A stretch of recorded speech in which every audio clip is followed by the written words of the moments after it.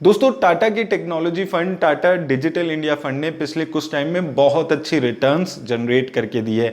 अब Tata mutual fund house एक और नया फंड लेकर आ रहा है जो टेक्नोलॉजी सेक्टर में इन्वेस्ट करने वाला है। लेकिन ये फंड जो है ये एक एक्सचेंज ट्रेडेड फंड रहने वाला है और ये यानी कि पैसिवली इन्वेस्ट करेगा डिजिटल इंडिया इंडेक्स में। यानी कि डिजिटल इंडिया इंडेक्स जितनी रिटर्न जनरेट करेगा उसके आसपास की ही रिटर्न आपका ये ईटीएफ भी जनरेट करने वाला है। तो इस वीडियो में हम देखेंगे कि ये जो इंडेक्स है इसमें कौन सी कंपनीज हैं, किस प्रोपोर्शन में और आने वाले टाइम में कैसी रिटर्न्स आप इसमें जनरेट कर सकते हैं। और एंड में मैं आपको बताऊंगा कि क्या अभी आपको इसमें इन्वेस्ट मेरे हिसाब से करना चाहिए या नहीं। तो आइए देख लेते हैं ये वीडियो। तो दोस्तों जैसे कि मैंने आपको बताया था ये एक एक्सचेंज ट्रेडेड फंड है, यानी कि ये जो ट्रैक करने वाला है ये निफ्टी इंडिया डिजिटल इंडेक्स को ट्रैक करने वाला है। यानी कि इस इंडेक्स में जितनी भी रिटर्न मिलेगी उसके आसपास की ही रिटर्न आपके इस फंड को भी मिलने वाली है। लेकिन सिंस ये एक एक्सचेंज ट्रेडेड फंड है तो यहां पर अगर आपके पास डीमैट अकाउंट नहीं है तो आप इसमें इन्वेस्ट नहीं कर सकते हैं। तो अगर आपको डीमैट अकाउंट खुलवाना है तो उसका लिंक आपको डिस्क्रिप्शन में मिल जाएगा। अगर हम इसकी एनएफओ पीरियड की बात करते हैं तो 14 मार्च से लेकर 25 मार्च तक इसका एनएफओ ओपन रहने वाला है। तो आप इस पीरियड में जाकर इन्वेस्ट कर सकते हैं और अगर आप इस पीरियड में इन्वेस्ट नहीं भी कर पाते हैं तो इसके बाद भी आपके पास पूरा मौका होगा कि आप इस फंड में इन्वेस्ट कर पाए। वहीं दोस्तों अब अगर हम बात करते हैं कि डिजिटल इंडिया जो ये फंड है, जो ये इंडेक्स है, इसका मेजर जो बेस है वो क्या है। तो अगर आप इंडिया की बात करेंगे तो इंडिया में लगातार इंटरनेट यूजर्स बढ़ रहे हैं, सब्सक्राइबर्स बढ़ रहे हैं, डेटा का जो यूसेज है वो बढ़ रहा है। उसका रीजन क्या है कि डेटा के जो टैरिफ्स हैं वो लगातार पिछले 5-6 सालों में कम हुए हैं इंडिया में, जिसकी वजह से इंटरनेट के यूजर्स बढ़ रहे हैं, डेटा का यूज बढ़ रहा है, वायरलेस की जो जितने भी अलग अलग डेंसिटी है उसमें इंक्रीमेंट आ रहा है, जिसकी वजह से जो दोस्तों जो आईटी कंपनीज हैं या जो इंटरनेट बेस्ड कंपनीज हैं उनके जो प्रॉफिटेबिलिटी है उस पे एक अच्छा खासा इंप्रूवमेंट देखने को मिला है। अब दोस्तों अगर हम बात करते हैं आईटी कंपनीज की तो दो टाइप से आईटी कंपनीज डिजिटल कंपनीज होती हैं। कुछ कंपनीज होती हैं जिनको हम डिजिटल एनेबलर्स बोला जाता है। ये कंपनीज वो कंपनीज होती है जो आईटी की सर्विसेज प्रोवाइड करती है, रोबोटिक्स प्रोवाइड करती है, ऑटोमेशन प्रोवाइड करती है। वहीं कुछ कंपनीज होती हैं जिनको बोला जाता है डिजिटल चेंज एजेंट्स। ये वो कंपनी है बेसिकली जो ऐप बेस्ड हो गई या फिर आप बोल सकते हैं इंटरनेट बेस्ड कंपनीज हो गई जो इन सर्विसेज को लेकर, आईटी की सर्विसेज को लेकर, आईओटी की सर्विसेज को लेकर अपना बिजनेस डेवलप कर रही हैं। जैसे कि ई कॉमर्स की कंपनीज हो गई, फूड टेक हो गया, हेल्थ टेक हो गया, एड टेक हो गया, जितनी भी ये कंपनीज हो जाती हैं ये सारी कंपनीज वैसे तो देखा जाए तो डिजिटल कंपनीज है, इंटरनेट या ऐप बेस्ड कंपनीज है, लेकिन इनको मदद आईटी कंपनीज की लेनी पड़ती है।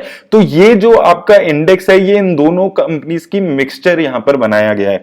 अब दोस्तों अगर हम एग्जांपल के लिए यहां पर समझते हैं तो अगर हम डिजिटल एनेबलर्स कंपनीज की बात करते हैं तो इन्फोसिस, टीसीएस, एचसीएल, विप्रो, टेक महिंद्रा ये ऐसी कंपनीज हैं जो basically IT related services provide करती है, सॉफ्टवेयर डेवलपमेंट करती है, सॉफ्टवेयर डेवलप करके उसका सपोर्ट प्रोवाइड करती है। ये वो कंपनीज हैं। वहीं अगर हम बात करें कि किस टाइप की कंपनीज को ये मेजरली हेल्प करता है, नौकरी.com अगर आप बात करेंगे, यहां पर 4 आपके बिजनेसेस हैं जो वेबसाइट बेस्ड हैं। आईआरसीटीसी आप देखेंगे, आप इंटरनेट पे जाकर टिकट बुक कराते हैं। जीवनसाथी.com हो गया, एफले इंडिया हो गया जो कि एक ऑनलाइन एडवर्टाइजमेंट की कंपनी है, इंडिया मार्ट हो गया, जस्ट डायल हो गया। तो ये कुछ एग्जांपल्स हैं कि ऐसी कंपनीज मदद लेती हैं आईटी कंपनीज की और ये दोनों साथ में मिलकर यहां पर ग्रो हो रही हैं। अब दोस्तों अगर हम बात करते हैं इस पर्टिकुलर इंडेक्स की यानी कि निफ्टी डिजिटल इंडिया इंडेक्स की तो सबसे पहले इसकी मेथोडोलॉजी को हम समझ लेते हैं। तो एनएससी 500 की दोस्तों जो पूरा यूनिवर्स है उसमें 500 कंपनीज होती हैं, उसमें से कुछ कंपनीज को यहां पर निकाला जाता है। तो इनका एक प्री डिफाइंड सेट है सेक्टर्स का जिसमें से ये कंपनीज को चूज करते हैं। तो टोटल अगर हम बात करते हैं इस इंडेक्स में टोटल 30 कंपनीज यहां पर रहती हैं। वहीं दोस्तों अगर हम बात करें सेक्टर वाइज एलोकेशन की तो किसी एक पर्टिकुलर सेक्टर को मैक्सिमम 50% का वेटेज यहां पर मिलेगा और किसी एक पर्टिकुलर स्टॉक को 7.5% का वेटेज मिलेगा। और अगर आप इसकी रीबैलेंसिंग की बात करें तो सेमी एनुअली इसको रीबैलेंस भी यहां पर किया जाता है। और ये इंडेक्स जो है ये अभी रिसेंट में ही लॉन्च हुआ है, दिसंबर 2021 में ही लॉन्च हुआ है। तो इसलिए हो सकता है बहुत सारे लोगों ने इस इंडेक्स के बारे में अभी ना सुना हो। अगर हम कंपनीज की बात करते हैं जो प्रेजेंटली अवेलेबल हैं इस इंडेक्स में तो सबसे ज्यादा अगर आप एलोकेशन देखेंगे तो भारती एयरटेल की है इसमें 8.76% की, TCS की 8.31%, उसके बाद IRCTC 8%, Infosys, Tata communication, HCL tech, Info Edge, ऐसी कंपनीज यहां पर आपको देखने को मिल रही है जहां पर मेजर वेटेज है। उसके अलावा Tech Mahindra, Honeywell automation, Wipro, Vodafone, तो इस टाइप की कंपनीज यहां पर आपको देखने को मिल रही हैं। तो यहां पर आप देखेंगे मेजरली IT सेक्टर की कंपनीज हैं काफी सारी। उसके अलावा टेलीकॉम सेक्टर यहां पर दिख रहा है, सर्विस सेक्टर दिख रहा है। तो 3-4 सेक्टर्स को मिलाकर यहां पर ये इंडेक्स बनाया गया है, जिसमें मेजरली 50% के आसपास जो एलोकेशन है वो IT सेक्टर का है। उसके अलावा 20% के आसपास एलोकेशन टेलीकॉम सेक्टर का है। आप देख सकते हैं भारती एयरटेल, टाटा कम्युनिकेशन, वोडाफोन आइडिया जैसी कंपनीज भी आपको यहां पर देखने को मिल रही है। कस्टमर सर्विस, कंज्यूमर सर्विस की भी काफी सारी कंपनीज यहां पर हैं, तो 10-12% का एलोकेशन कंज्यूमर सर्विस कंपनीज को यहां पर दिया हुआ है। तो ये वो 30 कंपनीज हैं जो इसके पोर्टफोलियो में यहां पर मौजूद रहने वाली है। अब दोस्तों काफी सारे लोगों को ये कंफ्यूजन होने लगी है कि टाटा का ही एक टेक्नोलॉजी फंड ऑलरेडी अवेलेबल है जो कि एक एक्टिव फंड है, वहीं ये भी एक टाटा का ही डिजिटल इंडिया फंड आ रहा है जो कि एक पैसिव फंड है। अब इन दोनों फंड्स की बेसिक मेथोडोलॉजी पे एक बार मैं आपको डिफरेंस यहां पर समझा देता हूं।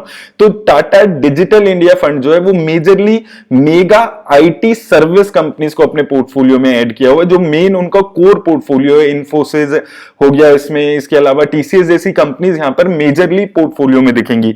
उसके अलावा emerging technology and service companies को इसने पोर्टफोलियो में ऐड किया हुआ है। तो मेजरली सारी IT कंपनीज ही है इसमें, लेकिन यहां पर IT सर्विस कंपनीज को एक मेजर प्रोपोर्शन यहां पर दिया हुआ है। वहीं अगर हम इसकी बात करते हैं Tata Nifty India digital ETF की, तो यहां पर मिक्सचर रहने वाला है large and mega IT service companies का, यानी कि इंफोसिस, TCS इस टाइप की कंपनीज का, और उसके साथ आप देखेंगे कि जो डिजिटल चेंज एजेंट्स हैं यानी कि और जो इंटरनेट बेस्ड कंपनीज हैं वो भी काफी सारी यहां पर रहेगी। तो ये एक मेजरली डिफरेंस इन दोनों कंपनीज के फंड में रहने वाला है। वहीं अगर हम दोस्तों और बेसिक डिटेल्स की यहां पर बात कर ले, NFO डेट पे हम ऑलरेडी डिस्कशन कर चुके हैं। अगर आप बात करें इसमें इन्वेस्टमेंट की, तो अगर आपको इसमें NFO में इन्वेस्ट करना है तो आपको कम से कम 5,000 रुपीज से शुरुआत करनी होगी। एंट्री लोड की बात करें तो कोई एंट्री या एग्जिट लोड दोनों ही यहां पर नहीं लगता है। अब दोस्तों बात आती है कि क्या आपको इस फंड में इन्वेस्ट करना चाहिए या नहीं करना चाहिए। तो देखिए दोस्तों, ये बहुत ज्यादा रिस्की इंडेक्स रहने वाला है, बहुत ज्यादा वॉलेटिलिटी इस इंडेक्स में रहने वाली है। तो अगर आप इसमें इन्वेस्ट करने के बारे में सोचते हैं तो आपको इस चीज का ख्याल रखना है। और अगर आपके पोर्टफोलियो में ऑलरेडी एक IT सेक्टर का फंड है तो मुझे नहीं लगता कि आपको एक्स्ट्रा बेनिफिट होगा। ओवरऑल आपके पोर्टफोलियो में इसको ऐड करने से रिस्क ही ऐड होगा।